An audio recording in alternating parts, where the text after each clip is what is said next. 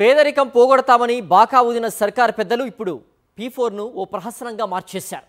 P4 పేరుతో గ్రామాల్లో తమ అనుయాయులకు లబ్ధి చేకూర్చేందుకు కుట్రలు పన్నుతున్నారు.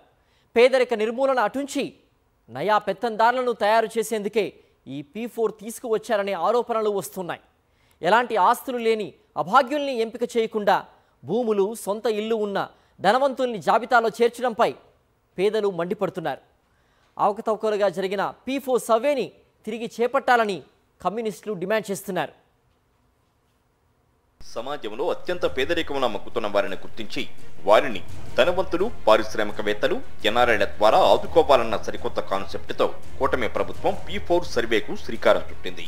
కాకినాడ జిల్లాలోని పలు గ్రామాల్లో సర్వే నిర్వహించింది. అయితే సర్వే జరుగుతున్న తీరుపైన స్థానిక సంస్థల నేతల నుండే కాకుండా ప్రజల నుంచి కూడా విమర్శలు వస్తున్నాయి. అసలైన పేదలను కనీసం సర్వే కూడా చేయకుండా వదిలేశారన్న ఆరోపణలు వస్తున్నాయి. అదే సమయంలో ఆర్థికంగా మెరుగైన స్థితిలో ఉన్న వారిని టీడీపీ నేతల ఒత్తిళ్ల మేరకు ఈ జాబితాలో చేర్చడంపై సర్వత్రా విమర్శలు వ్యక్తమవుతున్నాయి. టీడీపీ నేతలు సూచించిన వారికి టీడీపీ కార్యకర్తలకు మాత్రమే జాబితాలో చోటు కల్పించారని ఆరోపిస్తున్నారు. కొన్ని గ్రామాల్లో స్థానిక సర్పంచులు ఇతర స్థానిక నేతలను మాట మాత్రం కూడా సంప్రదించకుండా ఇష్టారాజ్యంగా సర్వే కానిచ్చేశారు.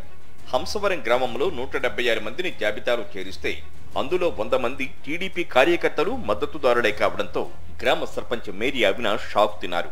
దీనిపై అధికార యంత్రాంగాన్ని నిలదీశారు. P4 సర్వే ప్రకారంగా 176 మందిని ఏమీ లేకుండా, అంటే ఒక కుళాయి కానీ, ఒక కరెంట్ కానీ, ఒక రేషన్ కార్డు కానీ, లేకపోతే మన బ్యాంక్ అకౌంట్ కానీ లేని వ్యక్తుల్ని గుర్తించడం జరిగింది అని చెప్పేసి నాకు సెక్రటరీ తెలియజేయడం జరిగింది సార్. తీరా చూస్తే అందులో సర్వేలో మొత్తం ఈ లిస్ట్ చూసేసరికి మొత్తం అన్నీ కూడా భూములు ఉన్నవాళ్ళు, తర్వాత అన్ని ఫెసిలిటీస్ ఉన్న వాళ్ళ పేర్లు, ఒక 100 మంది పేర్ల వరకు కూడా టీడీపీ ప్రభుత్వం వారు ఒక 100 పేర్లు అన్నీ ఉండి అర్హత కలిగిన వాళ్ళ పేర్లు ఉన్నాయి సార్, టీడీపీ వాళ్ళకి. అప్పుడు నేను కోచింగ్ చేశాను సార్. ఏమీ లేకుండా ఉన్న వాళ్ళకి గుర్తించమని చెప్పినప్పుడు ఇవన్నీ కూడా ఉన్నవారికి భూములు ఉన్నాయి, ఇల్లులు ఉన్నాయి, కుళాయిలు ఉన్నాయి, కార్లు ఉన్న వారి వ్యక్తులకి ఏమీ లేవని చెప్పేసి మీరు ఎలాగా గుర్తించారు అని చెప్పేసి నేను అడిగాను సార్. అడిగితే వాళ్ళు అలా లేదండి, మేము ఇంటింటికి వెళ్ళి సర్వే చేసాము, ఇంటింటికి వెళ్ళి అడిగినప్పుడు మీకు ఉందా అంటే లేదని చెప్పారు, అది మేము వెంటనే టిక్ పెట్టుకొని వచ్చేసాము అని చెప్పేసి అన్నారండి. నేను అలా కాదు, నిరుపేదగా ఉన్న వాళ్ళు ఇంకా తాటాకి ఇంట్లోని బిడ్డలు లేకుండా, భర్త లేకుండా మంచాన్ని పడి ఉన్న వాళ్ళు మన ఊర్లో ఉన్నారు.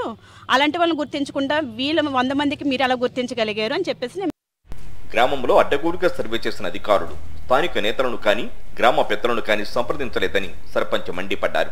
డబ్బున్న వారికి జాబితాలో చోటు కల్పించిన అధికారులు అర్హులైన నిరుపేదలను ఎందుకు వదిలేశారని ఆమె నిలదీశారు. స్థానిక మహిళలైతే జాబితాలో అసలు తమ పేర్లే లేవన్నారు. పూరి గుడిసెల్లో దుర్భర జీవితాలు గడిపే తమను అసలు అధికారులు కలవనే లేదని, సర్వే చేయలేదని వారు ఆరోపిస్తున్నారు. ఈ మధ్య ప్రభుత్వం ఒక సర్వే చేసింది పేదల కోసం. మరి మీరు ఖచ్చితంగా అర్హుల జాబితాలో ఉంటారు. మరి మీకేనా ఆ సర్వేలో మా పేర్లు ఏమి లేవండి సార్, ఏమి లేవండి సార్. 2 ఇల్లు మా మర్ది, మేము అందులో కాపురం చేస్తున్నామండి. అవునండి, అందుకని మా తోటకాళ్ళు వాళ్ళ ఫ్యామిలీ ముగ్గురండి, మా ఫ్యామిలీ 5గురు అండి. మొత్తం అందరూ కలిసి అందులోనే కాపురం చేస్తున్నామండి. సరైన మరుగుదొడ్డి కూడా లేవండి, ఏమి లేవండి. మాకైతే చాలా ఇబ్బందిగా ఉంటుంది. మేము కూలి పనులు, మాకు కూడా సరే డబ్బులు కట్ట ఉండవు. పిల్లలతో తెచ్చిన డబ్బులు, భర్తలు తెచ్చిన డబ్బులతోనే మేము చేయాలి ఏదన్నాను. ఎలాంటి ఇంట్లో ఉంటున్నారు మీరు జీవిస్తున్నారు? తాటకి ఇల్లేనండి, ఆ ఇల్లేనండి, ఈ దొడ్లేండి. మాకు బాత్రూమ్లు గట్ట ఏమీ లేవండి.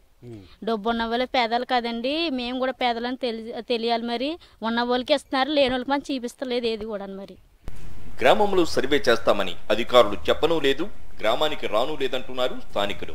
అన్యం జరిగింది సార్. పేదలకు అందరికీ తాటి కొంపల్లో ఉన్నారు సార్. ఒక 2-3 వాళ్ళు ఒక్కొక్క తాటి ఇంట్లో 2-3 కాపురాలు చేస్తారు సార్, అన్నదమ్ములు.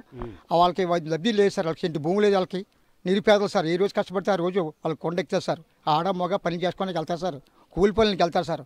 అంతవరకు వాళ్ళకి దిక్కు లేదు సార్, వాళ్ళకి తిండి లేదు. అలాంటి వాళ్ళు ఉన్నారు సార్. అలాంటి వాళ్ళకి నీ లేవు, జాబితాలో లేవు సార్, వాళ్ళ పేరు లేవండి. అంతా భూములు ఉన్న వాళ్ళకి, పుట్లు ఉన్న వాళ్ళకి రాశారు సార్. 1 సైడ్ చేశారు సార్. ఈ కూటమి ప్రభుత్వం వాళ్ళకే రాశారండి. లిస్ట్ చూసాక అందరికి కూడా ఉన్న వాళ్ళకే, అంటే పేదవాడికి ఏది రాకుండా, అది కూడా ఎవరైతే వెహికల్స్ ఉన్నాయో, ఎవరికైతే భూములు ఉన్నాయో, ఎవరికైతే డాబాలు ఉన్నాయో, ఎవరికైతే ఉద్యోగస్తులు ఉన్నారో, ఎవరైతే ఎర్నింగ్ పర్సన్స్ ఉన్నారో వాళ్ళకే సార్ అంతా జరిగింది. P4 సర్వే లబ్ధిదారు కూడా వాళ్ళ ప్రభుత్వానికి సంబంధించిన మనుషులే సార్. వాళ్ళు పెట్టినదే జరుగుతుంది సార్. సచివాలయంలో కూడా కొంచెం స్టాఫ్ కూడా వాళ్ళకి సహకరించినట్లే, వాళ్ళు చెప్పిన విధంగానే వాళ్ళు మాట్లాడుతున్నారు సార్. వాళ్ళు తీర్చిదిద్దుతున్నారు సార్ ప్రతిదీ కూడా. ఆ లిస్ట్ కూడా అంతా రాంగే సార్. జగన్మోహన్ రెడ్డి పాలనలో పేదలకు అన్ని పథకాలు అందేవని గ్రామస్తులు గుర్తు చేసుకుంటున్నారు. కూటమి అధికారంలోకి వచ్చాక ఎన్నికల హామీలు గాలి కుదిలేశారని, పేదలకు కష్టాలు మొదలయ్యాయని పేదలు ఆక్రోశిస్తున్నారు. మా ఇంటికి రాలేదండి, మమ్మల్ని అడగలేదండి, సర్వేకి రాలేదండి, దేనికి రాలేదండి. మా పరిస్థితి ఇంక ఎప్పుడు కష్టపడితే మాకు అప్పుడే కొడుపుకు అన్నం ఉంటుందండి, లేకపోతే ఇంక మేము అలాగ ఉండడమేనండి. తాటే కొంపండి మాది. మేము కాపురం పెట్టిన కానీ మాకు అదే ఇదండి. జగన్మోహన్ రెడ్డి గారు వచ్చిన తర్వాత మాకు అమ్మఒడి వేసేవారండి, ఈ 2 మాఫీలు వేసేవారండి, మాకు అన్నీ వచ్చేయండి. ఆయన లేడు, మాకు అప్పటి నుండి కూడా మాకు ఇబ్బందులుగానే ఉంటుందండి. అసలు ఈ పావలో కూడా మేము ఎరగమండి అయింది, ఏది కూడా మేము పావలో ఎరగమండి. రాలేదండి, మమ్మల్ని ఎవరు అడగలేదు, మా దగ్గర ఏమీ కూడా తీసుకోలేదండి. ఆధార్ కార్డు కూడా ఏమీ వివరాలు కూడా తీసుకోలేదండి, ఏమీ లేవండి. P4 సర్వే అంతా తప్పుల తరకేనని వివిధ గ్రామాల నుంచి తమకు ఫిర్యాదులు వచ్చాయని సిపిఐ నేతలు ఆరోపిస్తున్నారు. ప్రభుత్వం తప్పుడు సర్వేను పక్కన పెట్టి తిరిగి మరోసారి పారదర్శకంగా సర్వే చేపట్టాలని వారు డిమాండ్ చేస్తున్నారు. లేని పక్షంలో రాష్ట్ర వ్యాప్తంగా ఉద్యమించక తప్పదని హెచ్చరిస్తున్నారు. గత వారం రోజులుగా మాకు ప్రజలు చాలామంది ఫోన్లు చేస్తున్నారు. అటు తుని కానీ, ఉప్పాడ కొత్తపల్లి మండలం కానీ, అలా పత్తిపాడు కానీ, జగ్గంపేట కానీ చాలా ప్రాంతాల నుంచి మా పార్టీ శ్రేణులు ఫోన్ చేస్తున్నారు. ఏంటంటే P4 సర్వే ఒకటి జరుగుతుంది కదన్నా, ఈ సర్వేలో చాలా అవకతవకలు ఉన్నాయి, నిజమైన లబ్ధిదారిని గుర్తించడంలో వీళ్ళు విఫలమవుతున్నారు.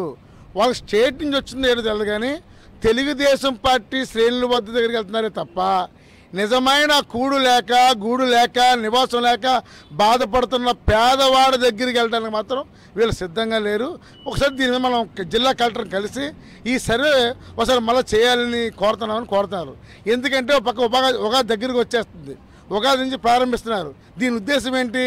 ఎన్ఆర్ఐలు కానీ, డబ్బులు కానీ వీళ్ళకి సర్వీస్ చేసి వీళ్ళని ఫండింగ్ చేసి వీళ్ళని ఆదుకోవాలని. అంటే వీళ్ళ ఉద్దేశం ఏంటి? టీడీపీ వాళ్ళని ఆదుకోవడం కోసమే ఈ P4 సర్వే అని నేను అడుగుతున్నాను. దయచేసి జిల్లా కలెక్టర్ గారు, ప్రభుత్వం పునరాలోచన చేయండి, నిజాయితీగా చిత్తశుద్ధిగా ఈ సర్వే చేయండి, లేకపోతే నిజమైన లబ్ధిదారులను కలిసి మేము ఆందోళన చేస్తామని. చంద్రబాబు నాయుడు గతంలో చెప్పినవే సక్రమంగా చేయలేదని సిపిఎం నేతలు ఆరోపిస్తున్నారు. P4 సర్వే కూడా బాబు పాలనలోని 1,00,000 అక్రమాల్లో ఒకటని వారు తప్పుపడుతున్నారు. ఇప్పుడు P4 పేరుతో సర్వేలు నిర్వహిస్తూ ఉన్నారు. P4 ఏంటంటే అత్యంత ధనవంతులుగా ఉన్నవాళ్ళు, అత్యంత పేదలుగా ఉన్న వాళ్ళని ఆదుకొని వాళ్ళందరినీ కూడా పేదరికం నుంచి బయటకు తీసుకురావాలి, వాళ్ళకి అవసరమైనవన్నీ కూడా సమకూర్చాలని. ఇది ఆచరణ సాధ్యం కాదు. పోనీ దానికోసం అని చెప్పి ఏం చెప్తున్నారంటే ప్రజలను మభ్యపెట్టడానికి వాళ్ళ సర్వేలు కండక్ట్ చేస్తూ ఉన్నారు. ఈ సర్వే నిబంధనలు కూడా చూస్తే కనుక ఉన్న పేదలు ఎవరిని కూడా గుర్తించకుండా చేయడానికే తప్ప నిజమైన పేదలను గుర్తించడానికి కాదు. ఈ సర్వే నిష్పక్షపాతంగా జరగాలి, కానీ గ్రాస్ రూట్ లెవెల్లో అటువంటి పరిస్థితి లేదు. ఇవాళ కరెంటు బిల్లు లేకుండానో లేకపోతే ఒక 50 గజాలు 60 గజాల్లో పూరిపాకాలు లేకుండానో ఉండరు. కాబట్టి ఈ పేర్లు చెప్పి హౌస్ ట్యాక్స్ పేరు మీద, లేకుంటే కరెంటు బిల్లుల పేరు మీద, ఈ పేరు మీద ఉన్న పేదలను కూడా ఏరేసీ కార్యక్రమం జరుగుతోంది. ఇది సరైనది కాదు. గతంలోనూ చంద్రబాబు నాయుడు జన్మభూమి కమిటీలను పెట్టి అందులో టీడీపీ కార్యకర్తలను నింపి ప్రభుత్వ పథకాలను వారికి భోజ్యాలుగా మార్చారన్న విమర్శలు ఉన్నాయి. దీన్నే ఈ గ్రామస్తులంతా కూడా ఏకదాటిగా ఖండించడం జరిగింది. గ్రామ సభలో అర్హులైన వారిని వదిలేసి అనర్హుల్ని ఏ విధంగా P4 సర్వే జాబితాలో చేస్తారని చెప్పి చూస్తున్నాం.